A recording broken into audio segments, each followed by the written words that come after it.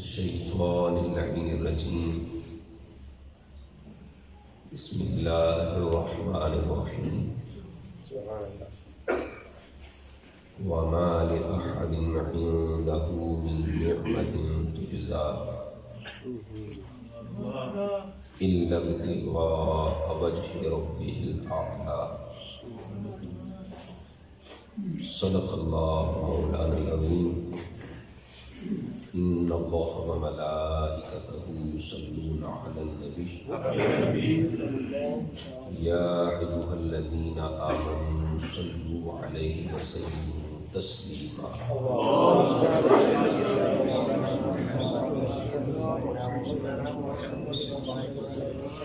الصلاة والسلام عليك يا سيدي يا رسول الله الصلاة والسلام عليك يا رسول الله وعلى آلك وأصحابك يا حبيب الله وعلى آلك وأصحابك يا حبيب الله الصلاة والسلام عليك يا نبي الله الصلاة والسلام عليك يا نبي الله وعلى آلك وأصحابك يا نور الله وعلى آلك وأصحابك يا نور الله. بعد از حمد و صلات قابل صد عزت و تکریم زینت السادات نہایت مشفق و مہربان برادرم حضرت علامہ پیر سید وقار شاہ صاحب دامت برکاتہ العالیہ، پیکر اخلاص محترم حافظ محمد ریاض صاحب امام مسجد حاضہ،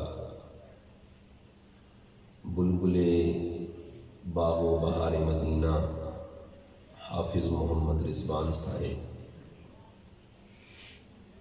اور ہماری بڑی ہی مکرم سیاسی شخصیت عزت مآب ملک فدا حسین صاحب، پیکر اخلاص محترم محمد رضی قاری صاحب، اور بڑی ہی محبت اور شفقت کے ساتھ اس پاکیزہ محفل کے لیے مجھے دعوت دینے والے محترم خالد محمود صاحب اور دیگر بزرگان دین و ملت، ارباب علم و دانش، سب سے پہلے میں اس خوبصورت محفل کے انعقاد پر آپ تمام حضرات کو دل کی اتھا گہرائیوں سے بھرپور مبارکباد پیش کرتا ہوں۔ اللہ تعالیٰ آپ سب کی سائی کو اپنی بارگاہ میں قبول فرمائے، اور آپ سب کو اللہ تعالیٰ 11ویں والے دی دستگیر روشن ضمیر حضور غوث اعظم رضی اللہ تعالیٰ عنہ کا فیضان عطا فرمائے۔ یہ جو ذکر پاک کی محفلیں ہوتی ہیں، جہاں اللہ کا، اللہ کے رسول کا اور اللہ کے رسول کے محبوبوں کا ذکر ہوتا ہے، کوئی اور اس محفل میں آئے یا نہ آئے، اللہ کی رحمت کے فرشتے ضرور آتے ہیں۔ ہم الحمدللہ فرشتوں کے پروں کی چھتریوں کے سائے میں بیٹھے، اور یہ بات میں صرف ذوق کے لیے نہیں کر رہا، بخاری شریف میں یہ حدیث پاک موجود ہے، اور کثیر کتب احادیث کے اندر یہ روایت موجود ہے کہ اللہ رب العزت نے کچھ فرشتوں کی ڈیوٹی لگا رکھی ہے،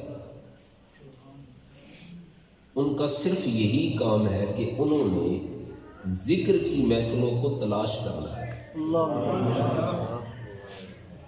وہ رستوں میں، گلیوں میں، سڑکوں میں پھرتے رہتے ہیں۔ جب ان فرشتوں کی فوج میں سے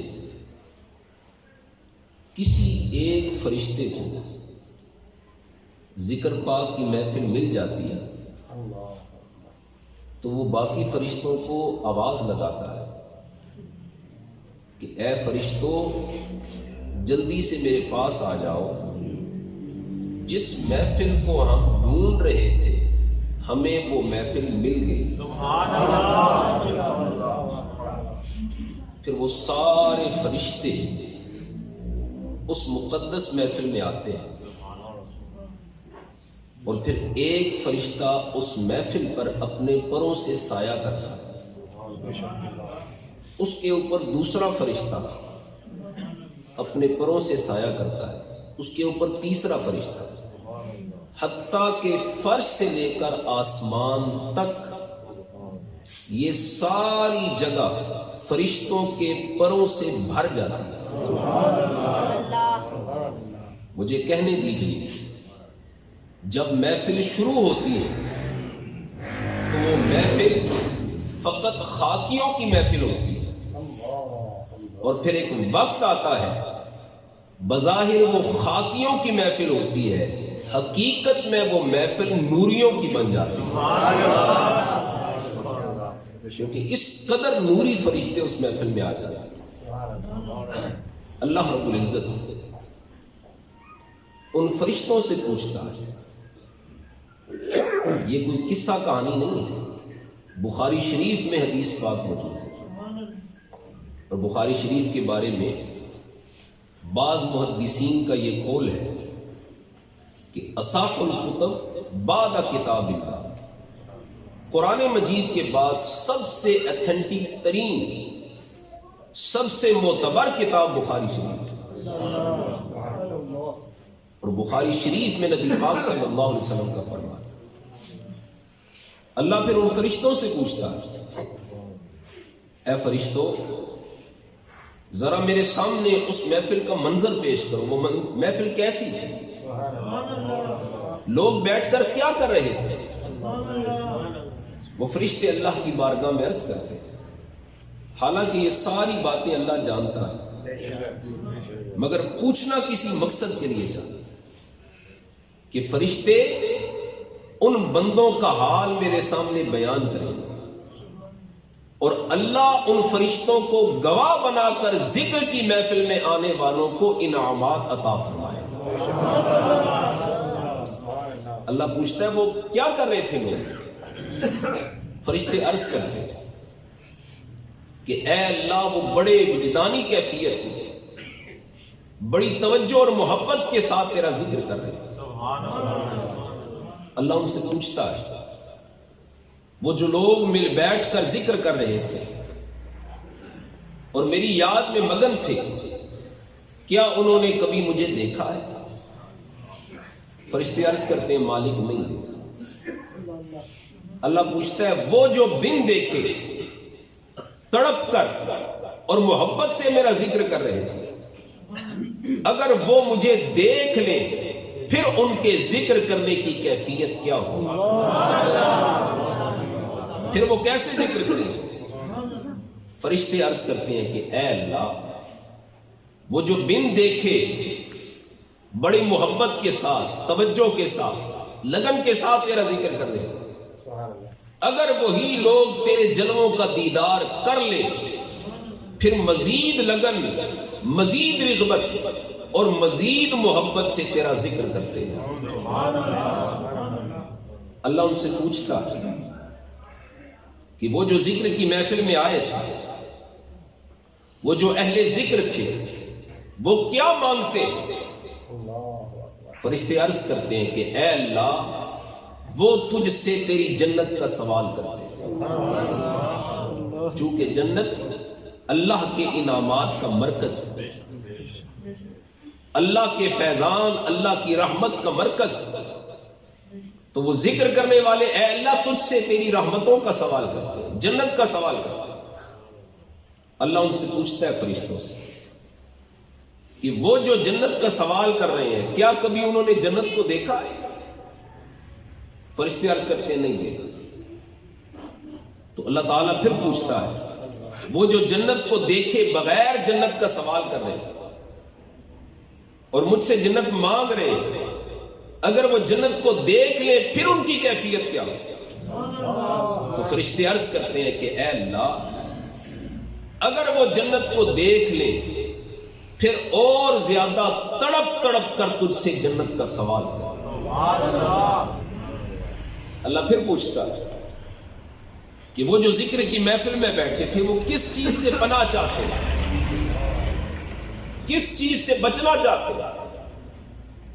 فرشتے عرض کرتے ہیں کہ اے اللہ وہ دوزخ سے تیری پناہ چاہتے ہیں، چونکہ دوزخ اللہ کے عذاب، اللہ کے غضب، اللہ کے غصے کا مرکز ہے.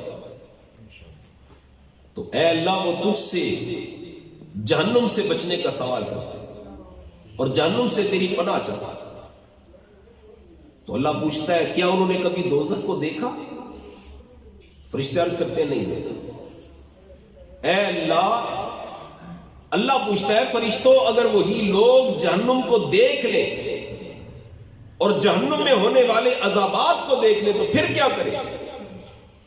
فرشتے عرض کرتے ہیں کہ اے اللہ اگر وہ جہنم کو دیکھ لیں تو پھر اور زیادہ تڑپ کے ساتھ، اور زیادہ لگن کے ساتھ، اور زیادہ رغبت کے ساتھ وہ تجھ سے جہنم کی پناہ چاہے، جہنم سے بچنے کا تجھ سے سوال کرے. جب یہ سارا کلام مکمل ہوتا ہے پھر اللہ رب العزت فرشتوں کو گواہ بنا، اور گواہ بنا کر کیا کہتا ہے؟ اب جس نقطے پر میں آپ کو لانا چاہتا ہوں وہاں تک ہم پہنچ چکے. اللہ فرشتوں کو گواہ بنا کر اور گواہ بنا کر کہتا ہے فرشتوں گواہ ہو جاؤ انی غفرت لہم. اے فرشتوں گواہ ہو جاؤ وہ جتنے لوگ ذکر کی محفل میں آئے ہوئے ہیں میں رب نے ان سارے بندوں کی بخشش و مغفرت فرما دی. میں نے ان سارے بندوں کو بخش دیا. انی قد غفرت لہم، میں نے ان سارے بندوں کو جو ذکر کی محفل میں آئے ہوئے تھے ان کے گناہوں کو معاف فرما دیا. فرشتے پھر اللہ کی بارگاہ میں ایک سوال کرتے ہیں.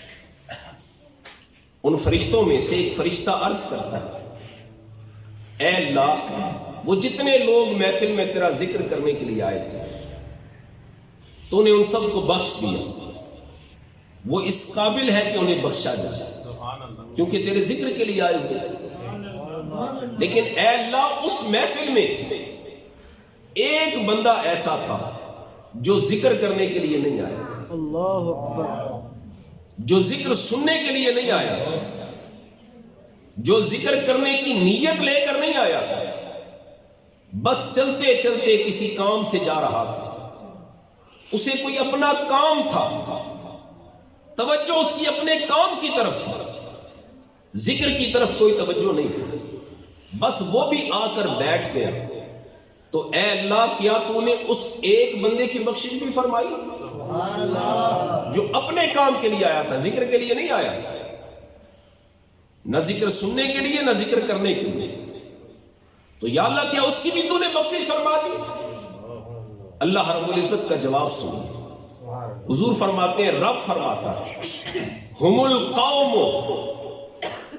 کہ جو ذکر کے لیے بیٹھتے ہیں وہ لوگ اتنے بلند ہو جاتے ہیں، اتنے برکت والے ہو جاتے ہیں، لا یشقا بہم جلیسہم کہ جو بندہ ذکر کرنے والوں کے پاس آ کر فقط بیٹھ جاتا ہے میں اسے بھی بدبخت رہنے نہیں دیتا،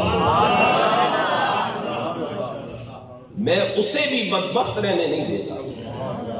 جب وہ گھر سے چلتا ہے بدبخت ہوتا ہے، جب گھر سے نکلتا ہے بدبخت ہوتا ہے، محفل میں آنے لگتا ہے بدبخت ہوتا ہے، مگر جب ذکر والوں کی سنگت میں آ کر بیٹھ جاتا ہے پھر وہ بدبخت نہیں رہتا، ذکر والوں کے صدقے میں اسے خوشبخت بنا دیتا،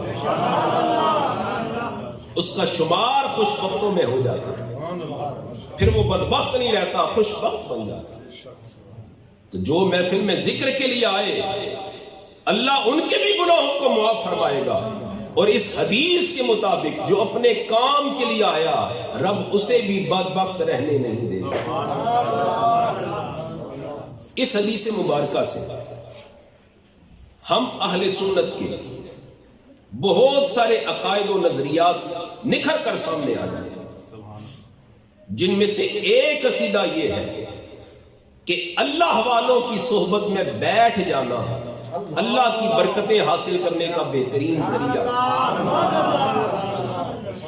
فقط اللہ والوں کی صحبت میں آ کر بیٹھ جانا، اللہ کے نیک بندوں کے پاس آ کر بیٹھ جانا، ان کی مجلس کے چند لمحات کو پا لینا، جسے یہ سعادت نصیب ہو جاتی ہے وہ بھی پھر بدبخت نہیں رہتا، خوش بخت بنا دیا جاتا۔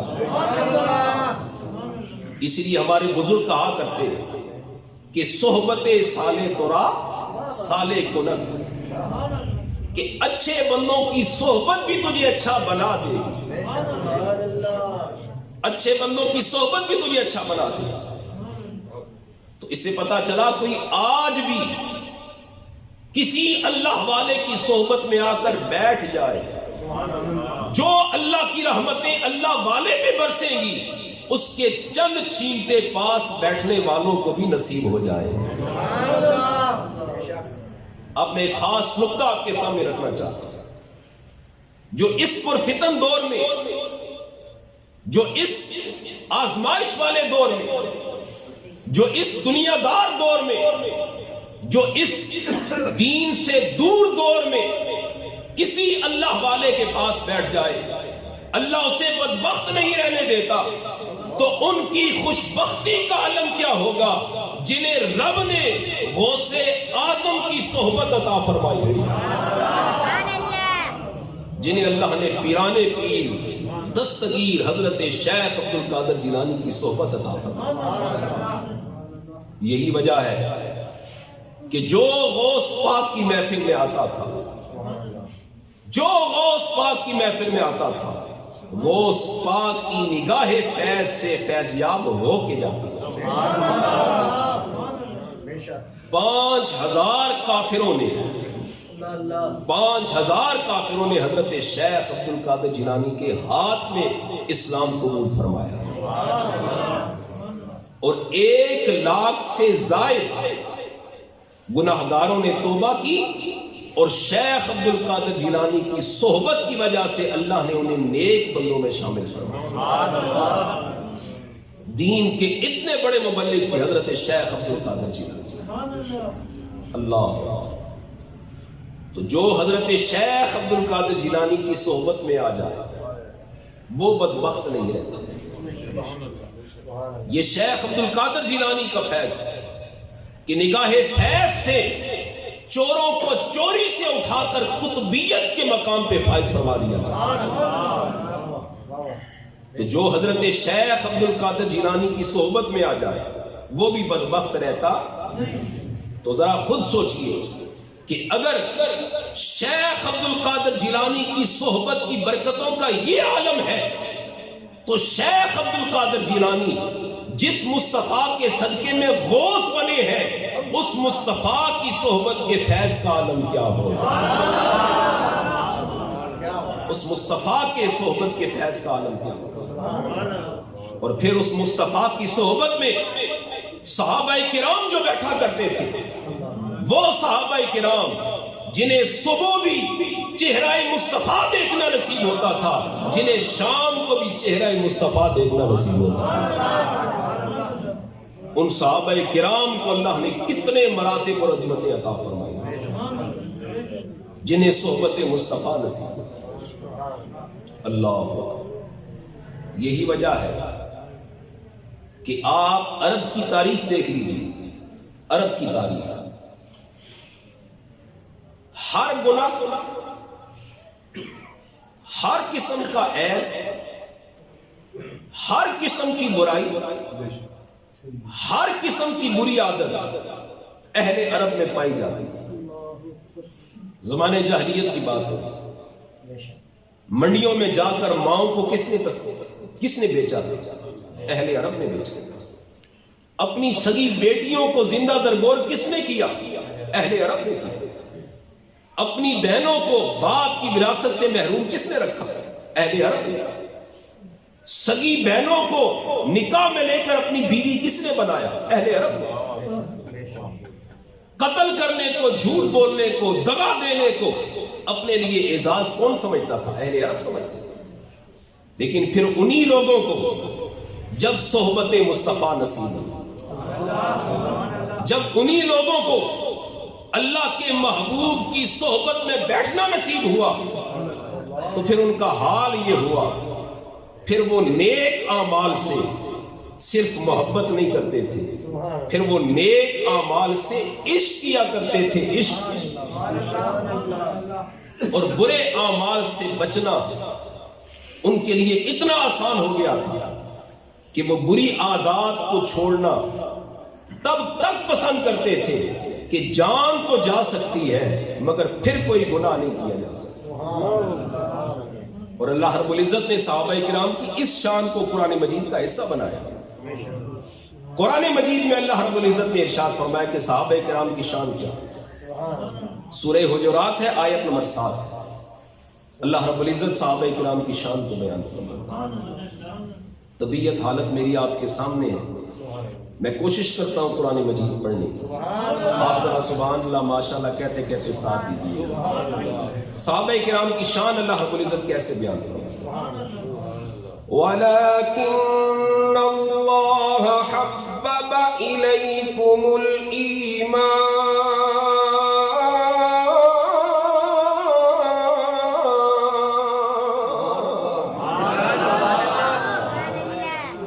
وَلَكِنَّ اللَّهَ حَبَّبَ إِلَيْكُمُ الْإِيمَانَ، صحابہ وہ ہیں جن کے لیے اللہ نے ایمان کو پسند فرمایا۔ شاید کہ اس جملے کی گہرائی میں آپ کو، صحابہ وہ ہیں جن کے لیے ایمان کو اللہ نے پسند فرمایا، اور ساتھ ہی فرمایا وَزَيَّنَهُ فِي قُلُوبِكُمْ،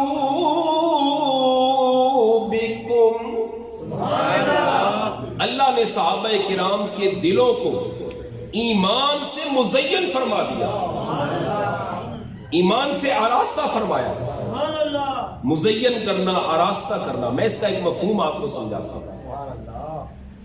آپ کو اللہ توفیق دیتا ہے، آپ اپنا گھر بناتے ہیں، جب گھر پلستر ہو جاتی ہیں دیواریں، اب آپ کی خواہش یہ ہوتی ہے کہ سب سے خوبصورت ترین کلر کا یا تو سفیدی ہونی چاہیے یا خوبصورت ترین ٹائلوں سے میں اپنے گھر کو مزین کروں، خوبصورت کلر سے یا خوبصورت قیمتی ٹائلوں سے میں اپنے گھر کی دیواروں کو مزین کروں۔ آپ اپنے گھر کے کمروں کو خوبصورت رنگ سے، خوبصورت ٹائلوں سے مزین کرتے ہیں، اللہ نے مصطفیٰ کے صحابہ کے دلوں کو ایمان سے مزین فرمایا ہوا ہے، ایمان سے مزین فرمایا، اور ساتھ ہی فرمایا وَكَرَّهَ إِلَيْكُمُ الْكُفْرَ وَالْفُسُوقَ وَالْعِصْيَانَ،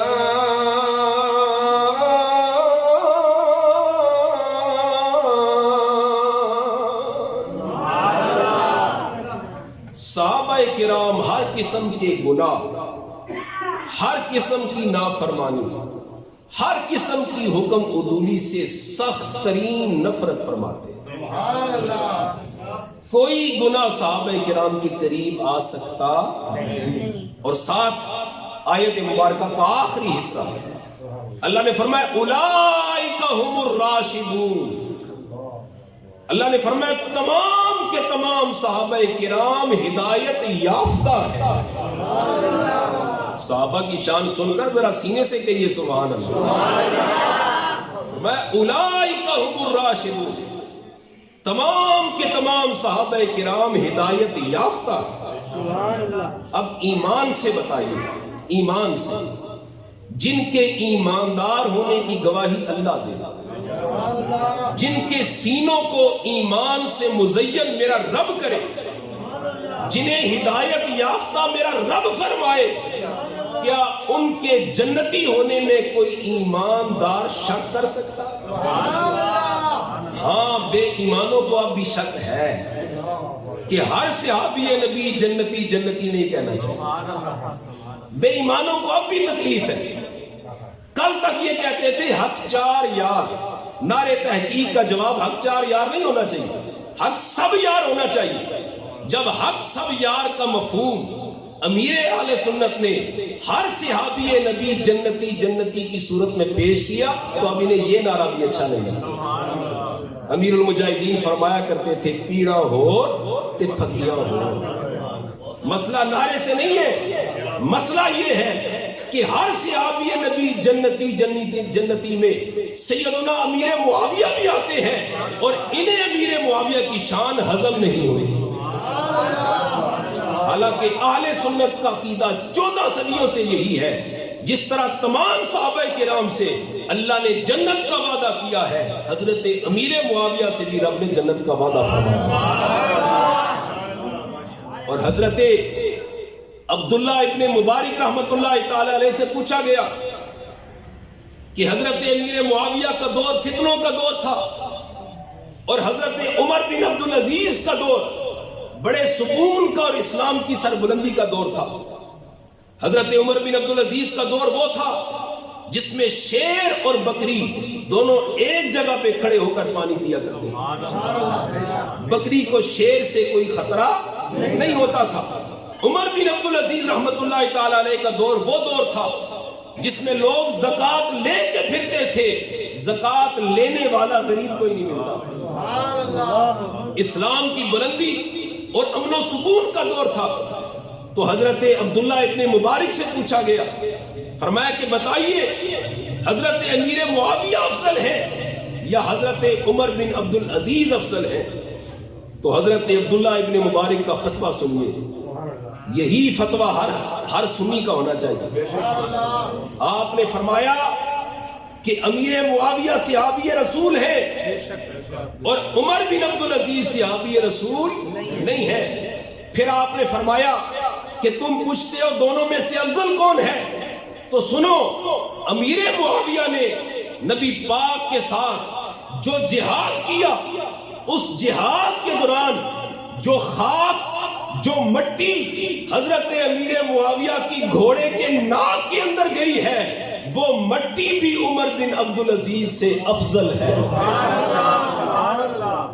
ہر صحابی نبی ہر صحابی نبی ابو بکر بھی اور عمر بھی، ذرا مل کر پڑھیے پھر، ہر صحابی نبی جنتی جنتی، ہر صحابی نبی جنتی۔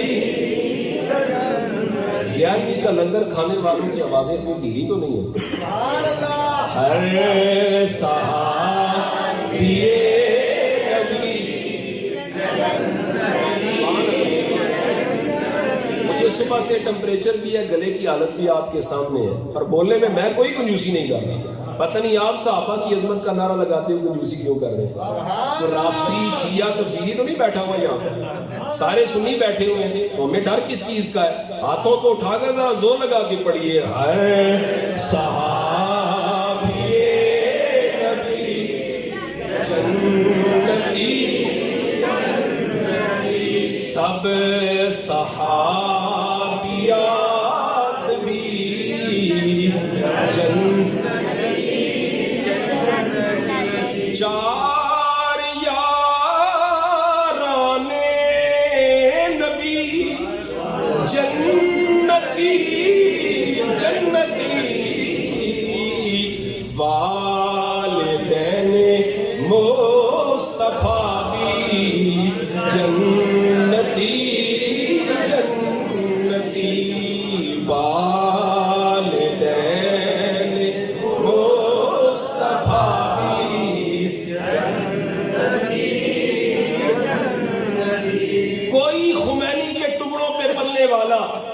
یہ جملہ نہیں بول سکتا. کوئی لفظی، کوئی تفصیلی، کوئی شیعہ کا عقیدہ رکھنے والا یہ جملہ نہیں بول سکتا. یہ جملہ وہی بول سکتا ہے جو احمد رضا کو اور مہر علی شاہ کو اپنا امام مانتا ہے.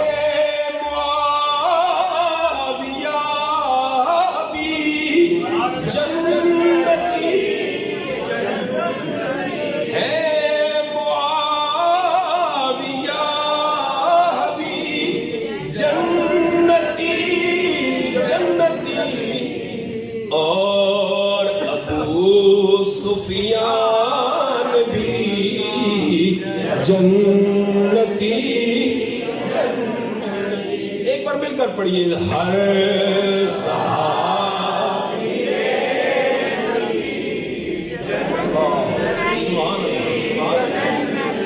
ماشاءاللہ تھوڑے تھوڑے آپ جان چکے ہیں.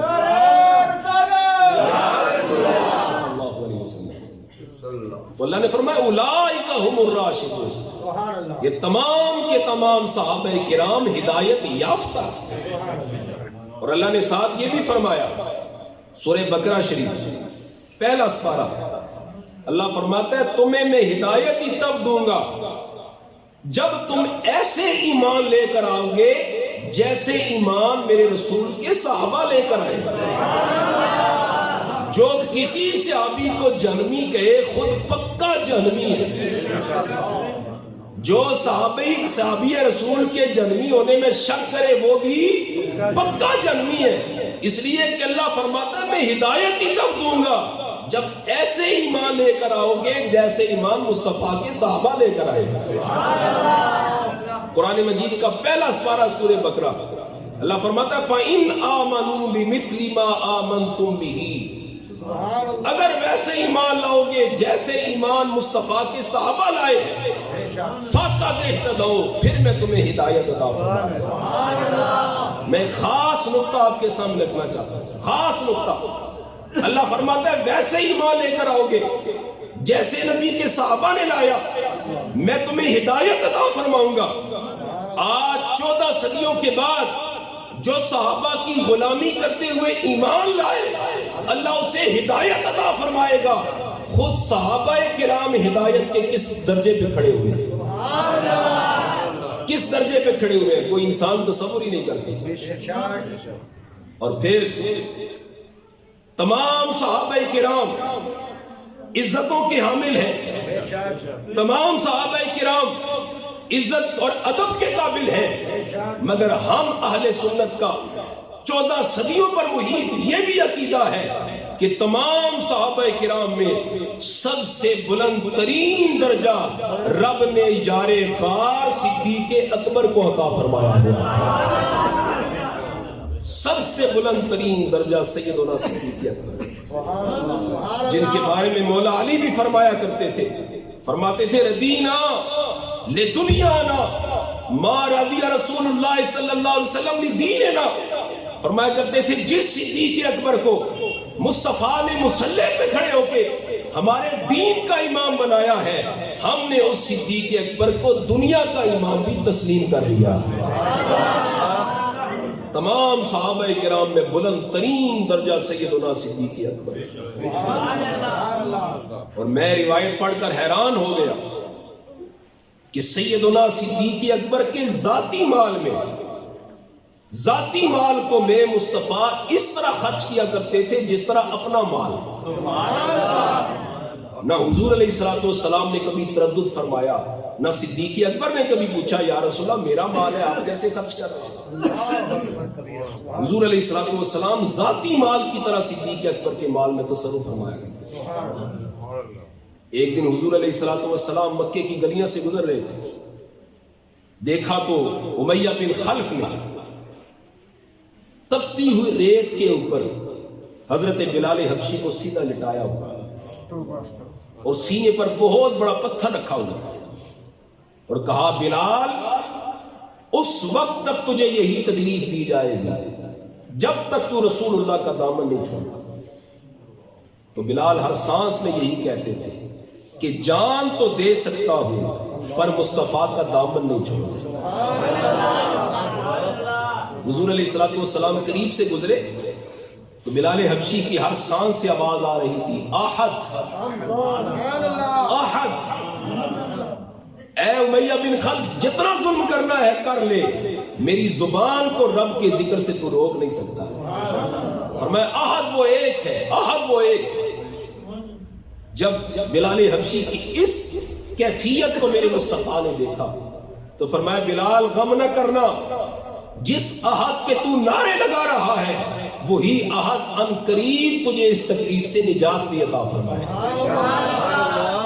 حضور علیہ الصلوۃ والسلام نے بلال حبشی کی اس کیفیت کو دیکھا تو بڑے تکلیف میں ہوئے، بڑے اضطراب کی حالت میں ہوئے، اور جاتے سار صدیق اکبر کو کہا اے ابو بکر، میں نے دیکھا کہ بلال کو اللہ کے راستے میں بڑی تکلیف دی جا رہی ہے۔ بس اتنا جملہ بولا کہ بلال حبشی کو اللہ کے راستے میں بڑی تکلیف دی جا رہی ہے۔ صدیق اکبر بھی تو رازدان تھے، حضور علیہ الصلوۃ والسلام کے اشاروں کو سمجھنے والے تھے۔ اسی وقت گھر گئے اور جتنا سونا تھا اٹھایا اور امیہ بن خلف کے پاس چلا۔ اب میں آپ کے سامنے ریاض الندرہ کی روایت پیش کرنے لگا۔ ریاض الندرہ کے اندر یہ روایت موجود ہے۔ جا کر سیدنا صدیق اکبر نے امیہ بن خلف سے پوچھا کہ بلال حبشی کو کتنے کا میرے آگے بیچو گے؟ تو اس نے کہا کہ 5 اوقیہ سونا، یہ مارکیٹ ویلیو سے کم و بیش 5 گنا زیادہ قیمت ہے۔ قبلہ پیر سید وقار شاہ صاحب تشریف فرمائے، یہ تو درس نظامی کی کتابیں پڑھاتے ہیں، علماء کے استاد ہیں، آپ ان سے پوچھئے۔ 5 اوقیہ سونا تقریباً 32 تولے سونا بنتا ہے، اور 32 تولے سونے کی اب جو قیمت بنتی ہے تقریباً 45 لاکھ روپے بنتی ہے، اور میرا 45 لاکھ روپے ہو تو انسان 5 مرلے پر بہترین مکان بنا لیتا ہے۔ لیکن سیدنا صدیق اکبر نے کہا کہ حضور علیہ الصلوۃ والسلام نے اشارہ کیا کہ بلال کو آزاد کروانا، اب قیمت کو نہیں دے۔ آپ نے 5 اوقیہ سونا دیا جو مارکیٹ ویلیو سے 5 گنا زیادہ قیمت بنتی تھی، اور بلال حبشی کو خریدا۔ جب بلال حبشی رضی اللہ تعالیٰ عنہ کو خرید لیا تو امیہ بن خلف کہنے لگا کہ اے ابو بکر صدیق، آپ خاندانی تاجر ہیں اور مکے کے بڑے کامیاب تاجر ہیں، لیکن آج میں نے آپ سے بھی بڑی تجارت کی ہے، آج میں آپ سے بڑا تاجر بن گیا ہوں۔ بلال حبشی نے حضرت ابو بکر صدیق نے پوچھا تو مجھ سے بڑا تاجر کس طرح ہے؟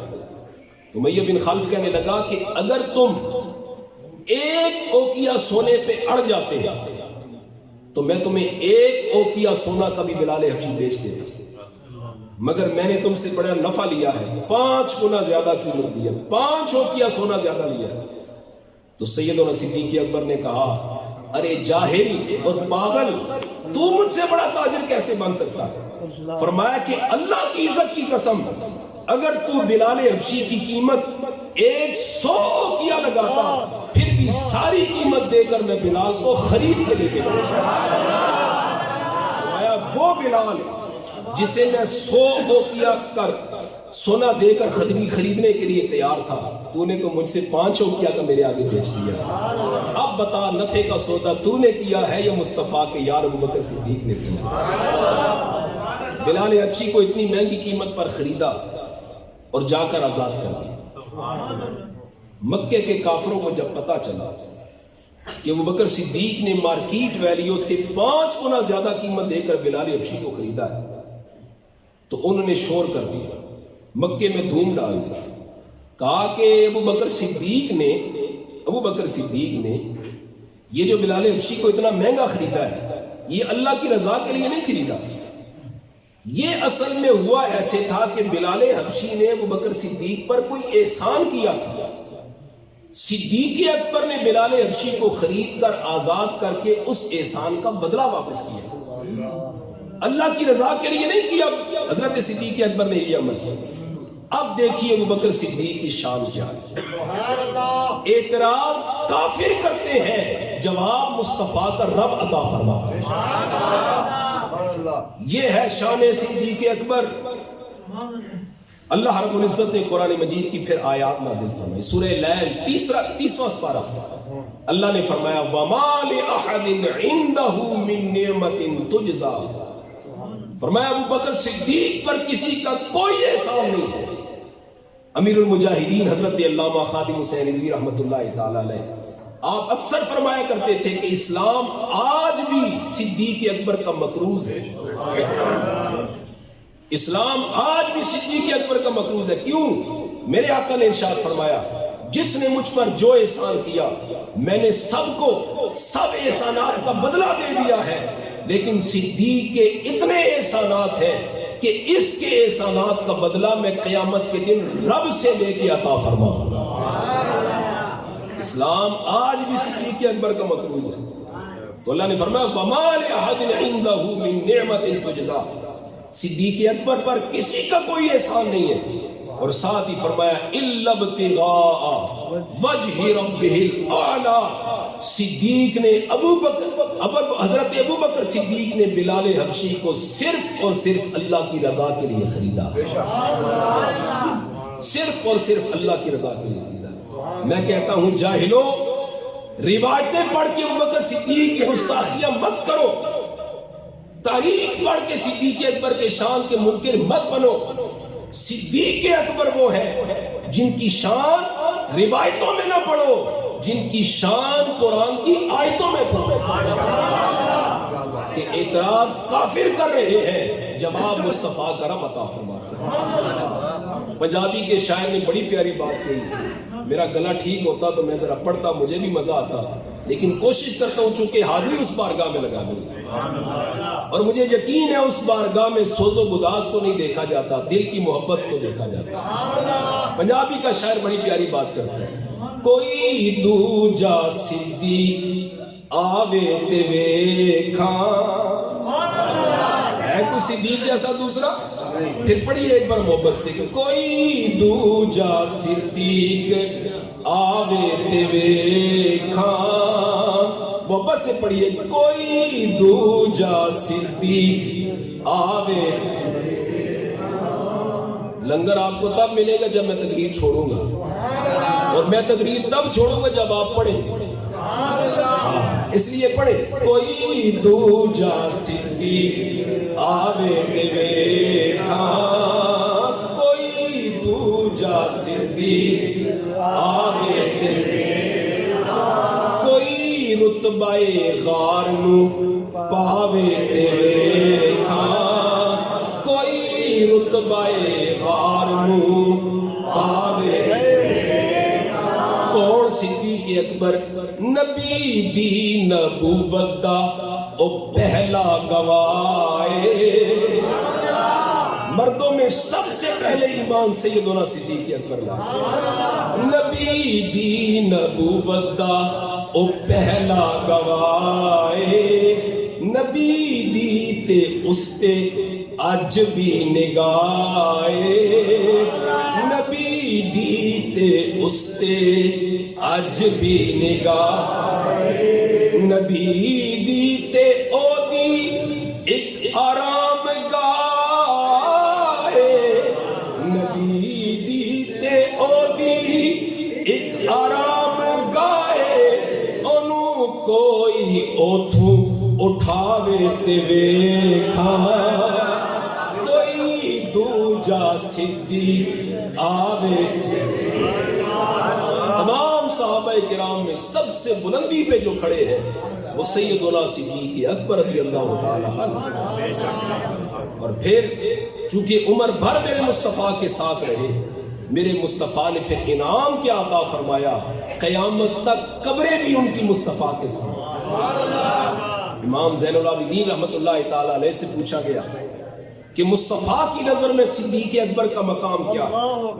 تو آپ نے ارشاد فرمایا صرف اتنی بات تمہارے لیے کافی ہے کہ انہیں آج بھی مصطفیٰ نے اپنے ساتھ سلایا ہوا ہے۔ شک ہوئی تے چل مدینے، جا ویکھ لے جوڑ مزاراں دا، بڑ یار نبی دے یار دا۔ اللہ تعالیٰ ہمیں تمام صحابہ کرام کی، تمام اولیاء کرام کی، تمام انبیاء